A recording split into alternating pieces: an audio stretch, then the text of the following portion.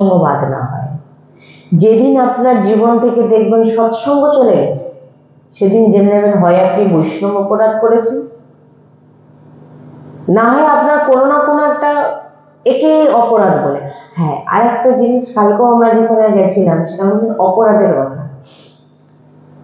ভগবানকে 1 ঘন্টা দেরি করে ভোগ লাগান, তাতে অপরাধ লাগবে না। ভগবানকে আপনি শুধু মিষ্টি ভোগ দিন, তাতেও অপরাধ লাগবে না। কিন্তু ভগবানের সামনে ভগবানের ভক্তকে যদি আপনি অপমান করেন, সেখানে কিন্তু অপরাধ লাগবে। কি বললাম? অপরাধ এখানে লাগে। আর আমরা অপরাধ কি, এই ভগবানকে একটু দেরি করে ভোগ দিয়ে দিলে কি ভগবান রেগে যাবে নাকি? মানে কি বলুন তো, এতদিন কোনোদিন সৎসঙ্গ তো পাইনি, কি বলছি বুঝতে পারছেন? সৎসঙ্গ